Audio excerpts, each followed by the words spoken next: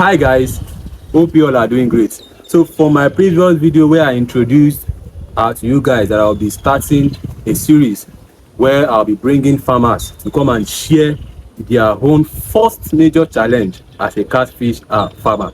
So today I have a farmer today beside me.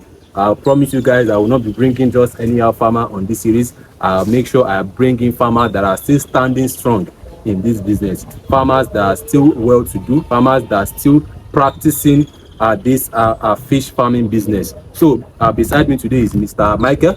Mr. Michael is an usher. He sells fingerlings, he sells post fingerlings, he sells juveniles. He's into smoking of catfish. He sells catfish. He sells smoked catfish as well, and he's into pond construction of different sizes. He sells. He builds ponds construction. He builds ponds for people. So today we will have his own first major challenge as a catfish farmer. I want you guys to sit down, relax, and hear his own story. So, Mr. Michael, what was your first major challenge as a catfish farmer? Thank you, Mr. Shelek, for bringing me into this platform. You're welcome, sir. You're welcome. Wow.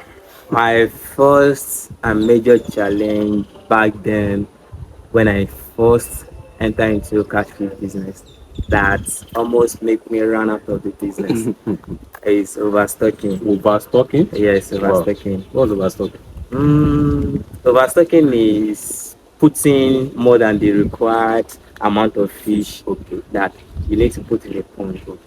So then my pond, I ought to put just 1,000 in the pond, but I had to.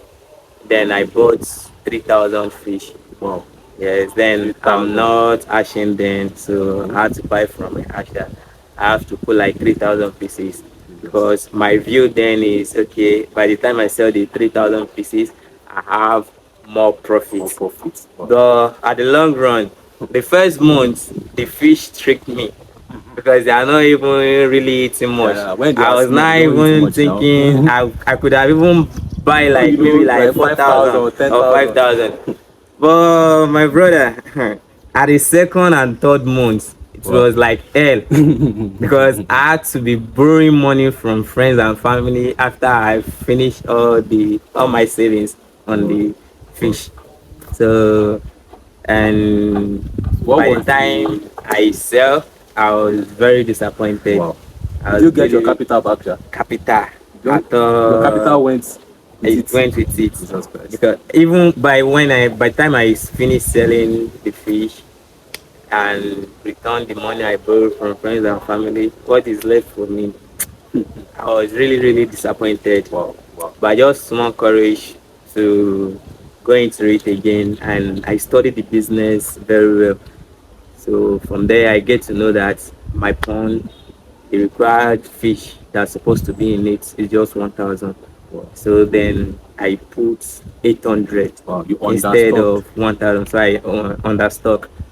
And by the time I sell the fish, I was really happy with the turnout. You got your capital and you got some little profits. And I'm not to be running out to friends and family. Wow. That's it. Wow. So his own first major challenge as a catfish farmer was overstocking. This has been one of the major issues that most farmers are still experiencing currently now. Overstocking. When you overstock your pond, so many things will happen to your fish. As a catfish farmer, you should know how to calculate your stocking density. Each pond with its own stocking density.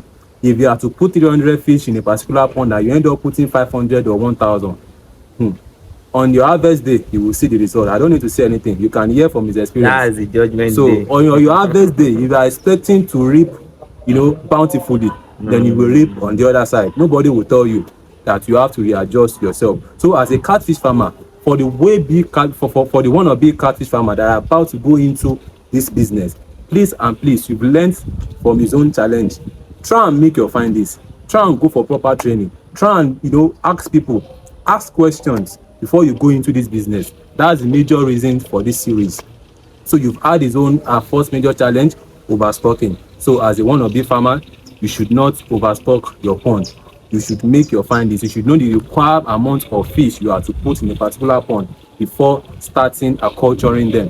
So that's that for today. I believe you all have learned something. So on the subsequent videos, I'll be bringing on some other people, some other farmers, some other well-to-do farmers to share their experience on this platform, their first major challenge. So like I said on my first video, if you want to feature on this series, you can send me a message, you can call me. Okay, you want me to feature you on this section, you can let me know, but make sure you are a practicing farmer. Make sure you are doing this business. Make sure you are still currently into this business, because I will get to know if you are not into this business. I want people to learn from people that are still into this business, people that are doing well. I want people to learn from your challenges. I want people to learn from people that are into this business presently. So if you want to feature on this series, you can call me and make your intentions known. So I'll be bringing on some other farmers to share their own first major challenge. So Mr. Michael, thank you for allowing us to feature you on this You're series. welcome. So I believe your farm is doing well. I believe everything is doing smoothly now. We all know there are still other challenges in this business, Sure. but we know God will help us. God will. These two shall pass one day. These two shall pass. So thank you for watching today's video. Do enjoy The rest of the day. Thank you.